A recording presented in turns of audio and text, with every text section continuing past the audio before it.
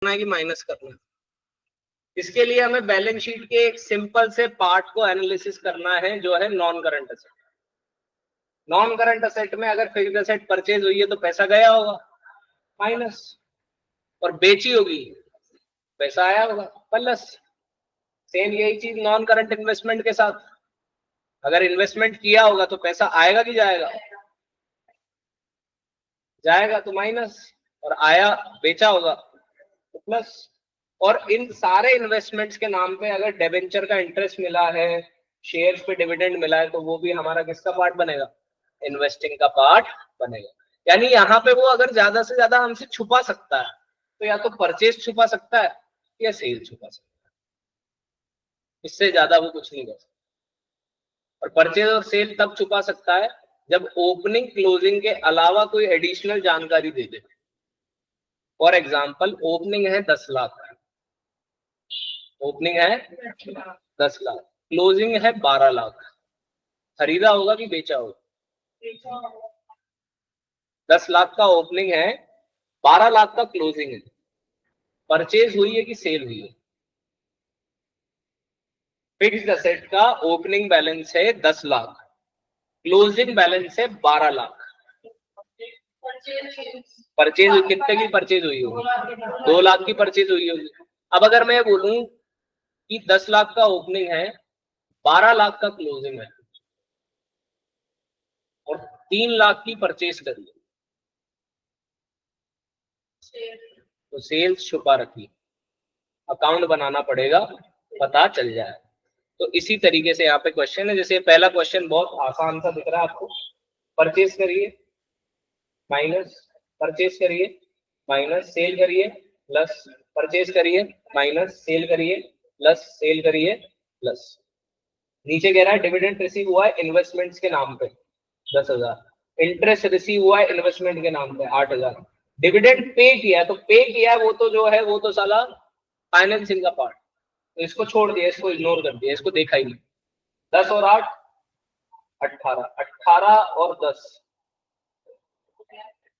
Sorry sorry इधर करना है, 18 और 50, 68, 68 और 50, 118, 118 और 60, 178, 178 प्लस 5, 678, 5 लाख, 3 लाख, 8, 8 और 4 12, और 4 और 1 5, 12,50,000, 12,50,000 नेगेटिव, 6,78,000 पॉजिटिव। ओवरऑल निकल के आएगा हमारे पास 5,90,000 नेगेटिव, यानी कि हमने इस साल इन्वेस्टमेंट में कैश आउटफ्लो किया है और नेट आ रहा है 5,90,000।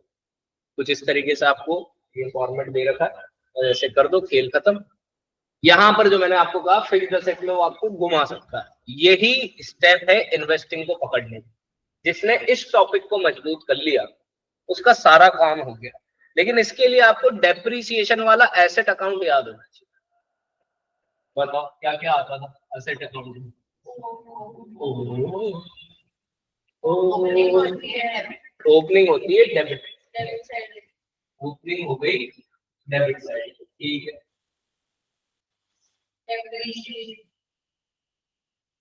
एसेट अकाउंट बना रहे हो, डेप्रिसिएशन है तो इधर, तो डेप्रिसिएशन की जगह प्रोविजन फॉर डेप्रिसिएशन है तो भी इधर।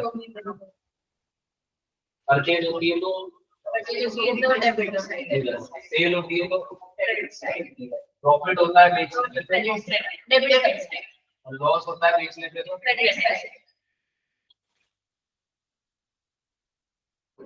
और क्लोजिंग किधर होगी, क्रेडिट साइड। इसके अलावा कोई और ट्रांजैक्शन है क्या? नहीं है। एसेट अकाउंट में तो ये ट्रांजैक्शन है बस। इनमें से मैंने कितने आइटम लिखे, सारे तो लिखे हुए सर, परचेज लिखा हुआ है, सेल लिखा हुआ है, पीएनएल लिखा हुआ है, डेप्रिसिएशन लिखा हुआ है साला।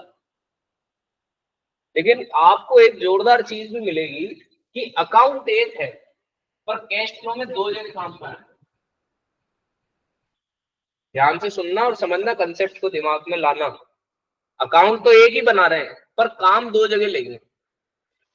डेप्रिसिएशन का एक्सपेंस है साला, और एक्सपेंस तो ऑपरेटिंग में प्लस होते हैं, तो ये आइटम जो है ये ऑपरेटिंग में जाएगा।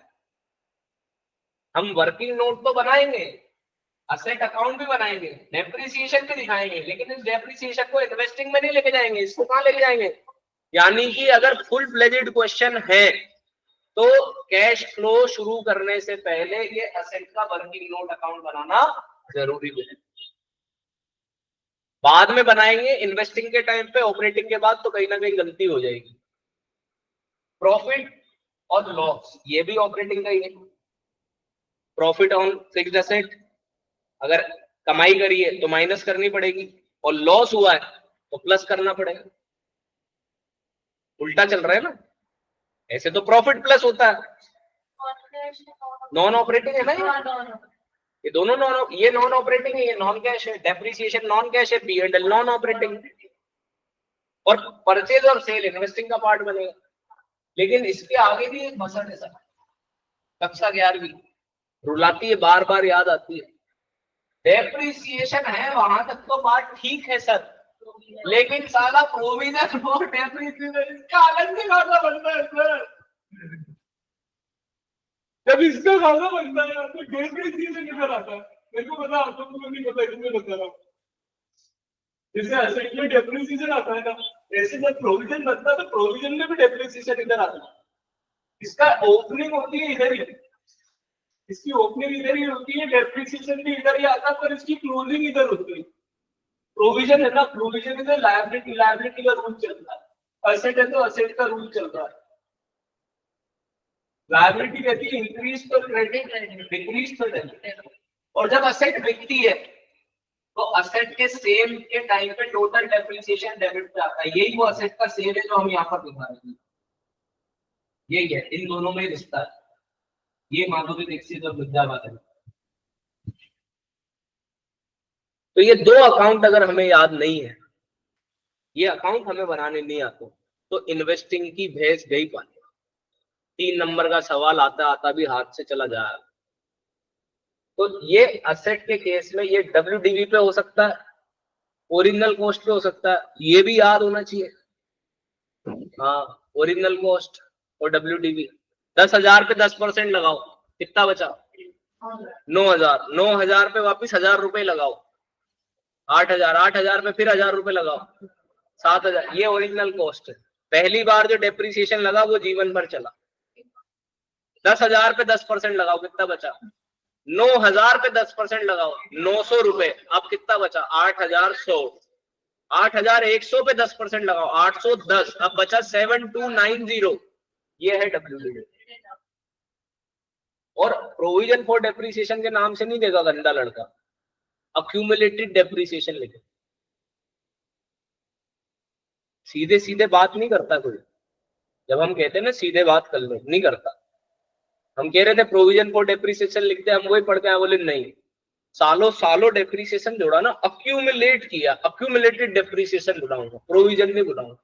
प्रोविजन बुलाऊंगा तो तुम्हें पता चल जाएगा लायबिलिटी, तुम लायबिलिटी का रूल लगा लोगे, पढ़े लिखे बच्चे आए होंगे, इसलिए मैं तुम्हें वो मौका भी नहीं दूंगा।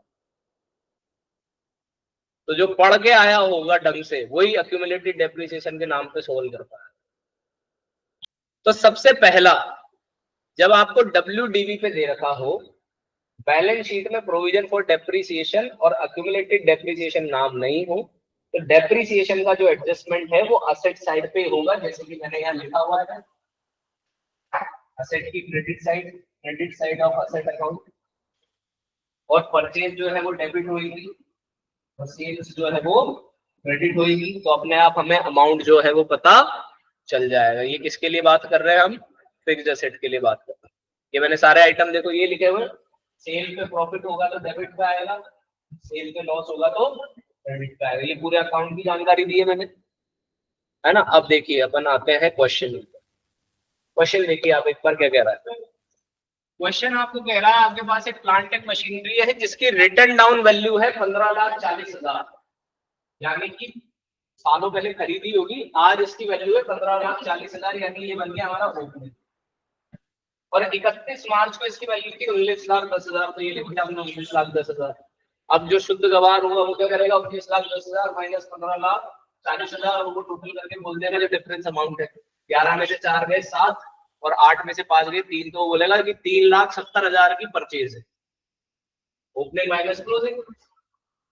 लेकिन उसको बाकी चीजें पता ही नहीं कि भैया डेप्रिसिएशन लगा इसका 1.5 लाख, डेप्रिसिएशन लिख दिया हमने 1.5 लाख। फिर उसने इंडिविजुअल कहा एक प्लांट है 2,20,000 का, return down value of 3 lakh. इसका मतलब बताओ, in the beginning of a year a part of plant was sold for 2,20,000 which had the written down value of 3 lakh। तो सेल कितने की हुई? तो सेल हुई 2,20,000 की। अगर 3 लाख का माल 2,20 में गया तो घाटा कितने का खाया? 80 का घाटा खाया। अब अगर आपने इसको बराबर किया तो बैलेंसिंग फिगर में परचेज निकल गया, जो ओपनिंग माइनस क्लोजिंग करके 370 आ रही थी वो एक्चुअल में कितनी है? 8,20,000 की। तो ये हमें साला सॉल्व करना आना चाहिए। अगर हमें ये एसेट अकाउंट बनाने नहीं आए तो हमारे लिए ऑपरेटिंग में डेप्रिसिएशन ले जाना और लॉस ले जाना मुश्किल है, और इन्वेस्टिंग का सही अमाउंट निकालना भी। ऐसे आप ये वाला देखिए, इन्वेस्टमेंट इन लैंड 6 लाख से 16 लाख हो गया, तो 10 लाख का इन्वेस्टमेंट हुआ, 10 लाख माइनस करेंगे। लॉन्ग टर्म इन्वेस्टमेंट किया 4 लाख की जगह 2.5 लाख की रह गया, 1.5 लाख बेच दिया प्लस कर दे। और क्योंकि 10% लिखा हुआ है तो हम ये मानेंगे कि पिछले साल 4 लाख था, तो 4 लाख का 10% कितना होता है?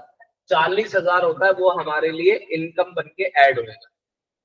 फिर कह रहा है प्लांट एंड मशीनरी, ओपनिंग है 2, क्लोजिंग है 3, तो हमें तो लग रहा है 1 लाख की परचेज है, लेकिन नीचे एडजस्टमेंट है 40,000 की मशीनरी की कॉस्टिंग, डेप्रिसिएशन लगा 12, तो 40 में से 12 गए तो कितने बचे बेटा? 28। 28 का माल बिका 35, 28 का माल कितने में बिका? 35 में। 35 माइनस 28 7,000 का माल। समझ में आई बात? ये इस तरीके से अकाउंट बना रहे थे। 2 लाख की ओपनिंग, 3 लाख की क्लोज, और कितने का बेचा था? 35। हाँ बोलो।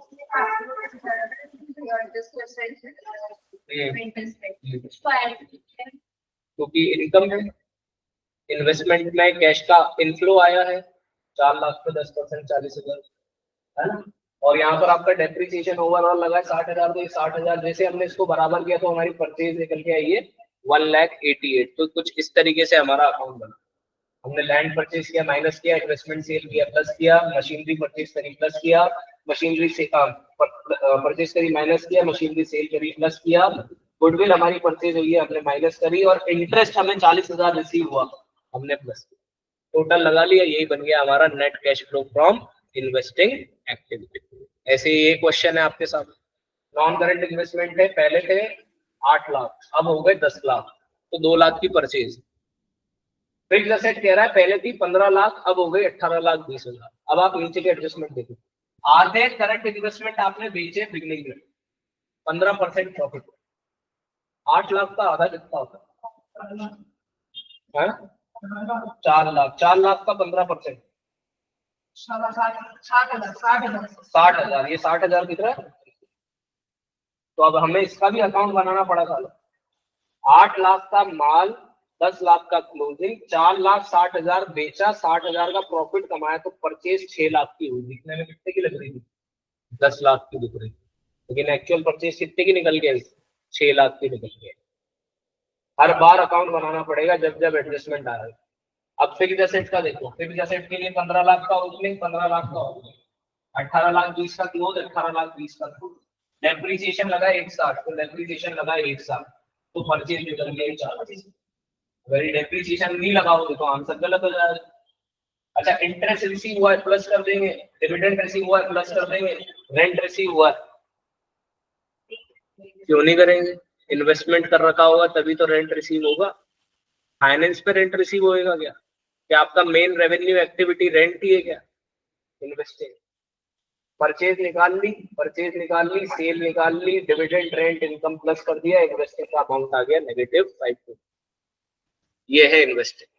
ओरिजिनल कॉस्ट पे हो तो काम आसान, लेकिन यहाँ पर वही ये प्रोविजन फॉर डेप्रिसिएशन दे देगा साला, तो 2 खाते बनाने पड़ेंगे जो मैंने उधर बनाए थे। अब असेट भी बनाना है और डेप्रिसिएशन भी बनाना है, और डेप्रिसिएशन अब हमें क्या बताएगा? डेप्रिसिएशन करंट ईयर का डेप्रिसिएशन निकाल के बताएगा। अभी तक क्वेश्चन ने आपको दे रखा है ना हर बार करंट ईयर का डेप्रिसिएशन, करंट ईयर का डेप्रिसिएशन। अब ये भी नहीं देगा, अब बोला ये भी कैलकुलेट करो। देखो ये क्वेश्चन, प्लांट एंड मशीनरी भी दे दी, प्रोविजन नहीं लिखा, नाम को नाम के लिखो अक्यूमुलेटेड डेप्रिसिएशन। तो अब हमें ये भी बनाना पड़ेगा। ओपनिंग कितनी है 14,05,000, क्लोजिंग कितनी है 22,10,000 और एक अक्यूमुलेटेड डेप्रिसिएशन लगा है 530 का। तो बनाया भैया खाता है 14,05,000 ओपन, उल्टा चलेगा प्रोविजन, ओपन होएगा क्रेडिट पे, क्लोज होएगा डेबिट पे। ओपन किया, क्लोज किया, इस साल जो मशीन बेची उसका डेप्रिसिएशन लिखा, तो डिफरेंस में 13,35,000 का करंट ईयर का डेप्रिसिएशन। ओपनिंग, क्लोजिंग, इस साल जो एसेट बेची उसका डेप्रिसिएशन, जैसे ही बराबर किया इस साल का depreciation, provision for depreciation account बनाया। अब हमने ये एसेट अकाउंट बना, ओपन किया एसेट अकाउंट 48 लाख से, क्लोज किया एसेट अकाउंट 65,40,000 से। मशीनरी की कॉस्टिंग है 1280, जिसपे डेप्रिसिएशन लग गया 530, माइनस करेंगे इसको तो वैल्यू आएगी 7.5। 7.5 का माल बिका है 2,60,000 के घाटे पे। 7.5 का माल अगर 2,60,000 के घाटे में बिका है तो कितने में बिका होगा 490 और लॉस हुआ वो। जैसे इसको बराबर किया परचेज लिखो। इस तरीके से हमें दो अकाउंट चलाने पड़ेंगे। ये आप देख सकते हैं, ये प्रोविजन फॉर डेप्रिसिएशन, ये ओपन हुआ, ये क्लोज हुआ, ये साल एसेट दी थी, ये करंट ईयर का डेप्रिसिएशन। ये एसेट अकाउंट बनाया, एसेट अकाउंट में डेप्रिसिएशन लेके आया जो इस साल लगा, लॉस लेके आए, सेल लेके आए, क्लोजिंग लेके आए, ओपनिंग लेके आए, परचेज का अमाउंट पता चलता। तो ये हो गई हमारी इन्वेस्टिंग की बात। जिनको याद नहीं है उनको दोबारा बचपन की कहानी याद दिला रहा हूँ। परचेज होती थी तो बैंक लिखते थे, फिर डेप्रिसिएशन, फिर बैलेंस, फिर बैलेंस, फिर डेप्रिसिएशन, फिर बैलेंस, फिर बैलेंस, फिर सेल, डेप्रिसिएशन, प्रॉफिट लॉस। इस तरीके से आप डेप्रिसिएशन में एसेट अकाउंट बनाते थे। इसके बाद हमारा फुल फ्लेज्ड क्वेश्चन आ गई। ये प्रोविजन फॉर डेप्रिसिएशन मैंने अलग से लिखा था बच्चों को समझाने के लिए। इधर ओपनिंग आएगा, इधर क्लोजिंग आएगा, इधर सेल वाली का डेप्रिसिएशन आएगा, जिससे बराबर करोगे तो करंट ईयर का डेप्रिसिएशन यहाँ है। और इसके बाद फाइनेंसिंग शुरू हो जाता है। जैसा आपने वादा किया है कि एक दिन में पूरा ना करा है, तो मैं यहाँ पर दूसरे पे पड़ाव को रोकता हूँ